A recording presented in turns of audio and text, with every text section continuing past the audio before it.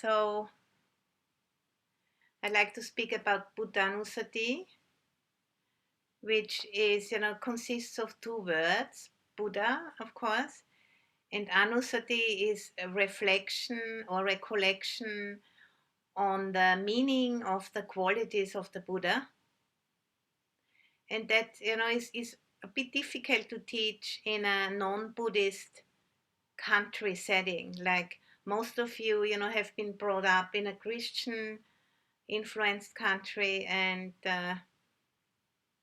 so it's maybe a little bit more difficult for you to relate to it and to really, feel that sense of devotion.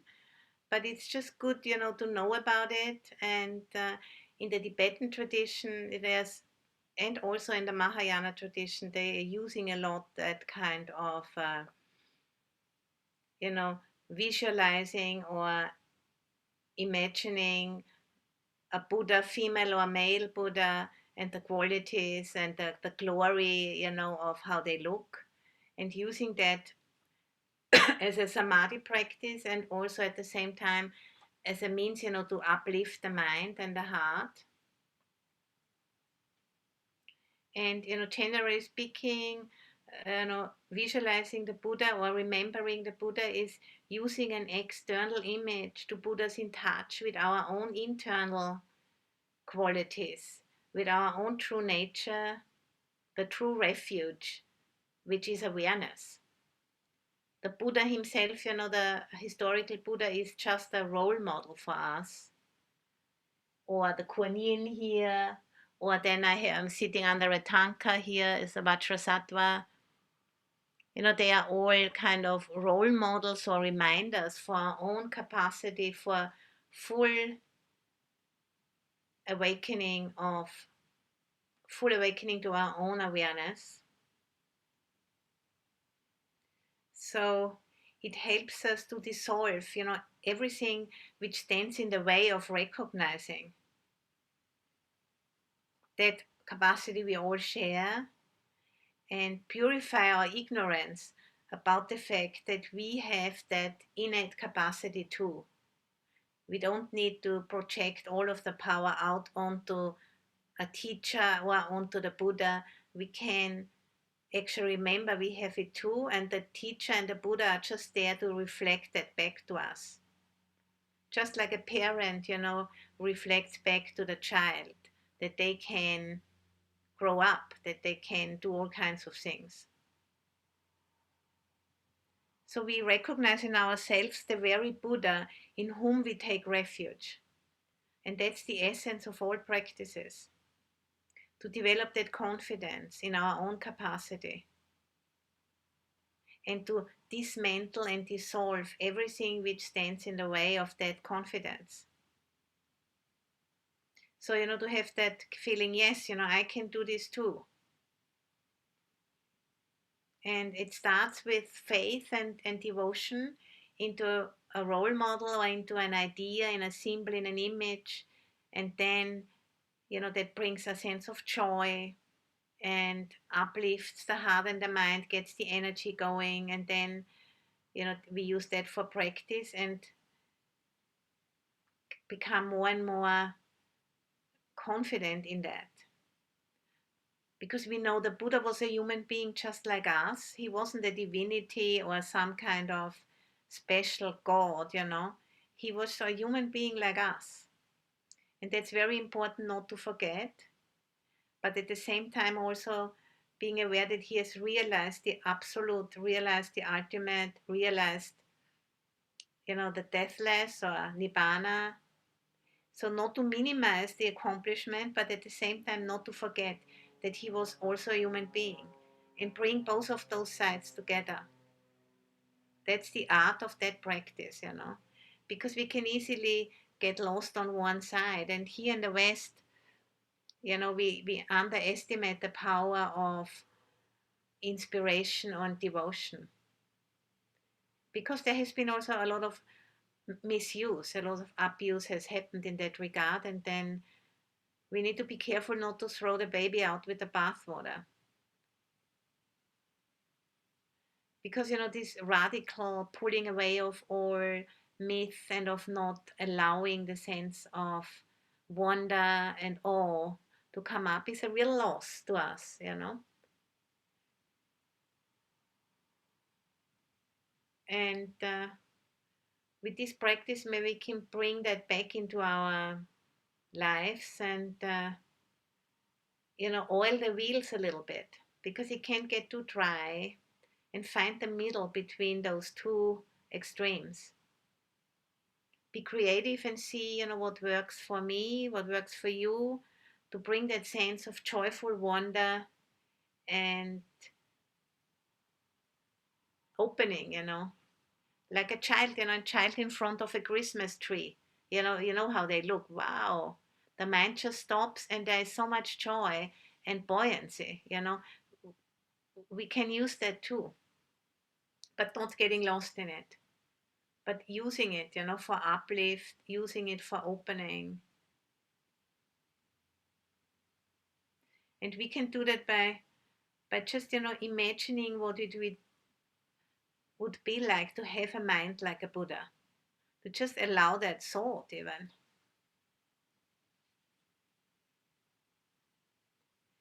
And remembering, the Buddha has been such a huge influence for the good on this planet. Millions of people have benefited from his teaching. It's inconceivable, what he has been able to bring. The vast depths of the accomplishment, and open our mind to that. And to the unbroken chain of transmission, which is going on since over 2,600 years. An unbroken chain of transmission, that's huge. And we are, the recipients and the beneficiaries now. So that's amazing.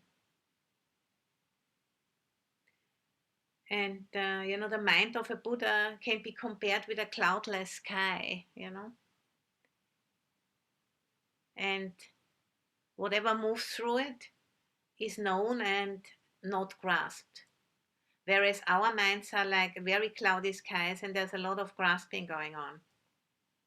But under the clouds, there's always the sky. And we can work with the clouds by looking through them.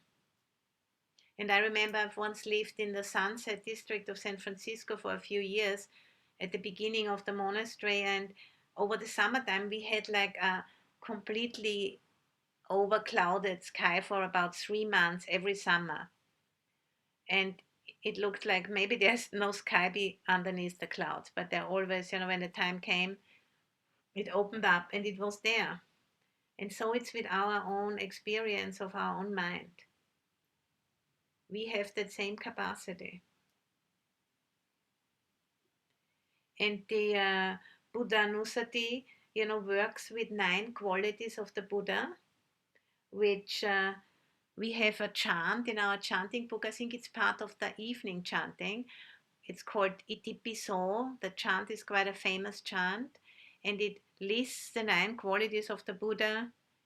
And in the meditation, then we visualize the Buddha and bring up the qualities and reflect on the qualities and let that reflection, do its magic for the mind, open the mind, or maybe, put the mind in a state of awe.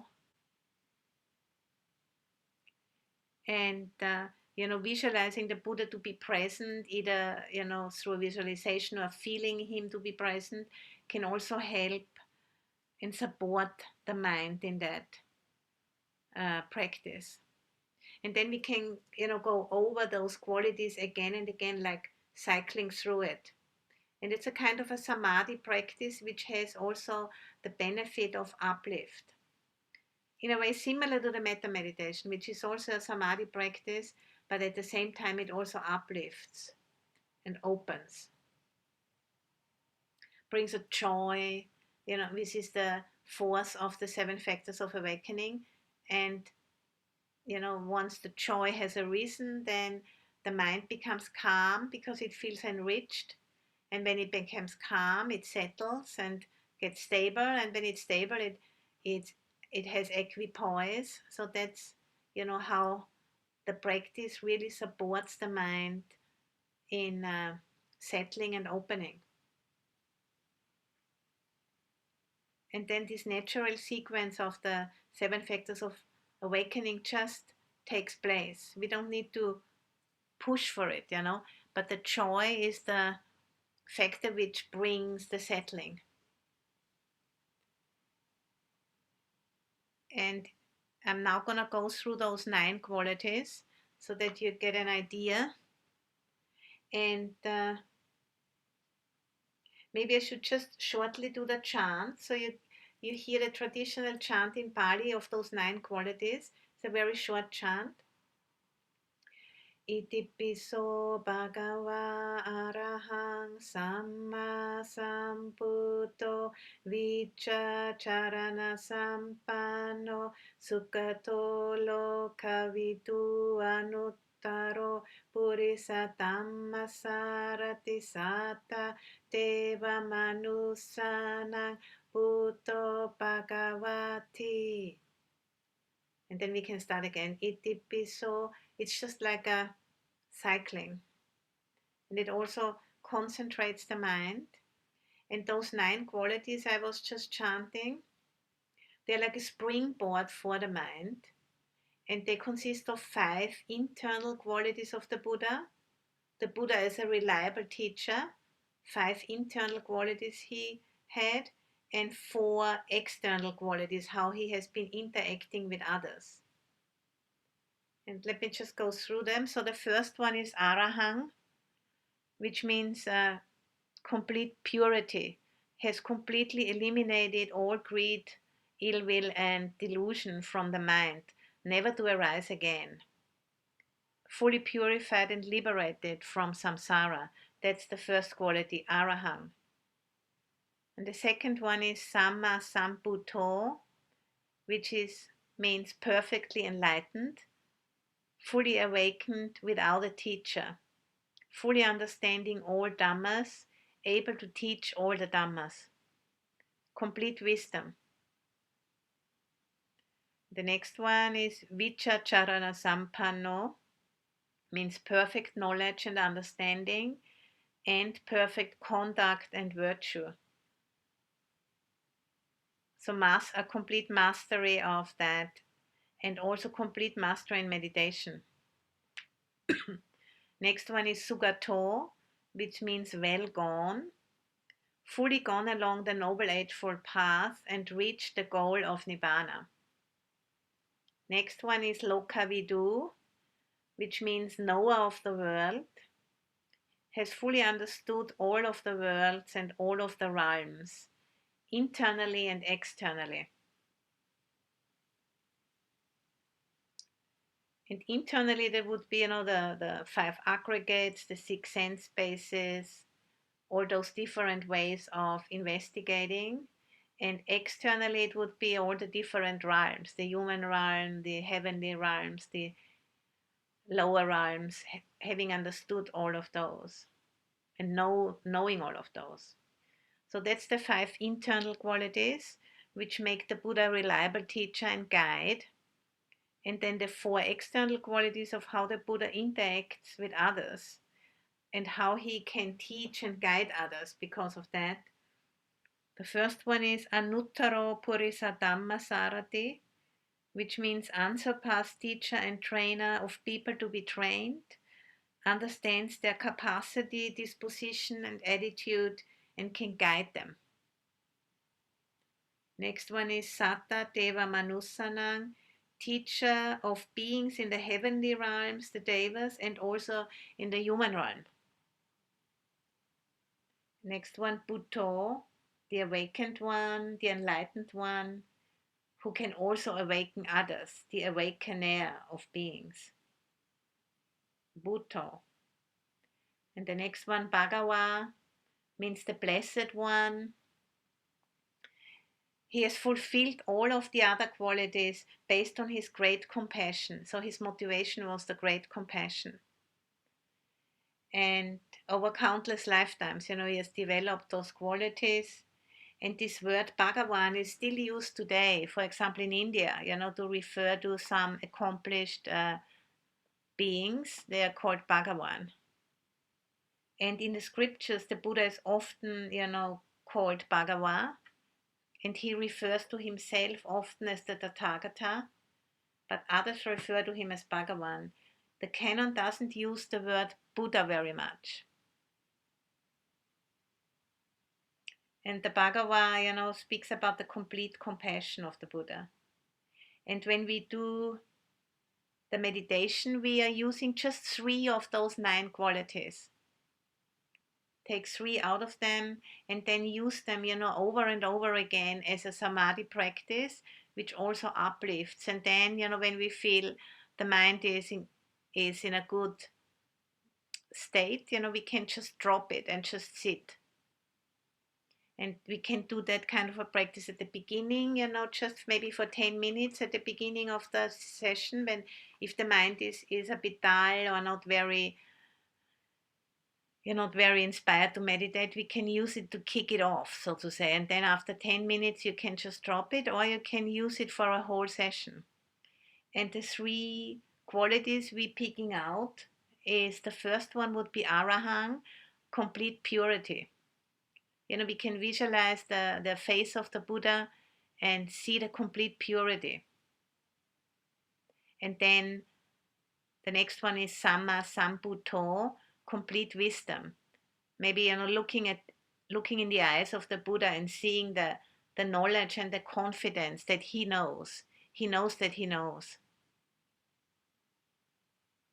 Samma Sambuddho, perfectly enlightened. And then the third one, Bhagava, complete compassion. Looking at the life of the Buddha, where he has been, wandering around in India for over 40 years, when he was already very old, to teach.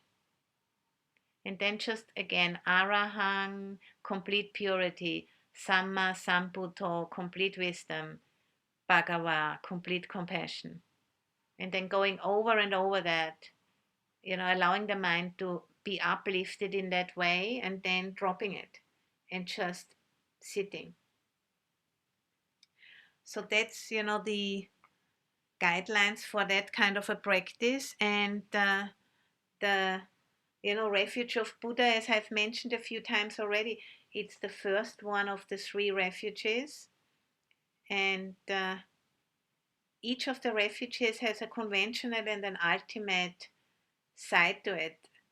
The Buddha, the conventional Buddha, the historic Buddha who has lived 2,650 years ago, is someone we can remember as a mirror for our own capacity to awaken, and also as the one, who has left us this very precious teaching, and we are now at the receiving end of it after so many years, over 2,650 years. It's amazing. So that alone is very uplifting, I think. And then at the same time also it refers to our own capacity for awakening. Awareness, very simple awareness. Just knowing rather than becoming. And then the second refuge is the Refuge of Dhamma, which are the instructions which we have inherited from the Buddha, and the way things truly are, laws of nature. It's like, the recipes for cooking, you could say the cooking recipes, how to cook yourself, how to completely transform and change yourself. And the Sangha is, all wholehearted practitioners who benefit from the teaching, and in particular, all those who have had insight on the 4 stages of awakening, starting with stream enterer, going up to Arahant, fully awakened. So those 3, refuges are the foundation stone of the practice, and they point us in the right direction. They're like a GPS, pointing us in the right direction. When we get confused, when we get challenged, when we get triggered on the path, if we can come back to the refuges, that's like makes all of the difference. We still have problems, we still have difficulties in life, but we know how to meet them.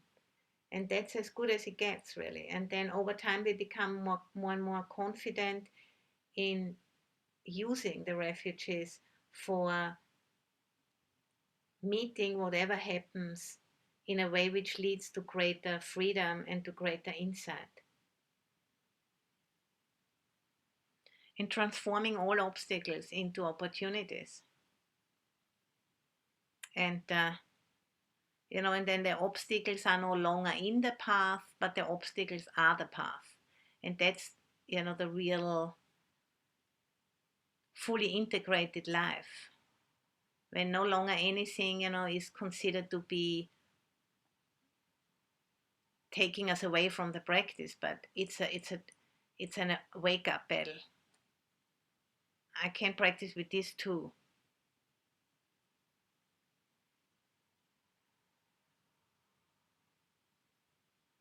So it's really about faith in the Buddha and faith in our own capacities.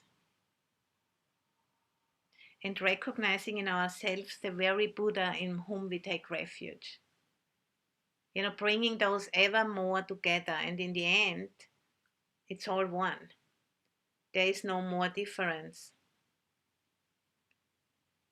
Because the essence of the practice is being aware and having complete confidence in the awareness of what is.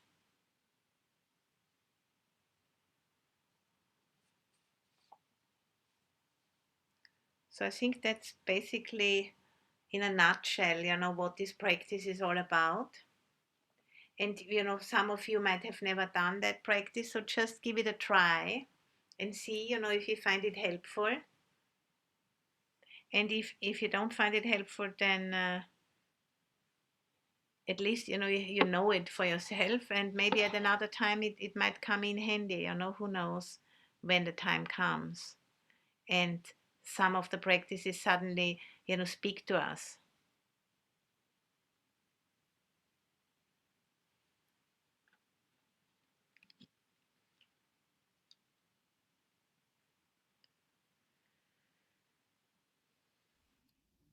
So find a posture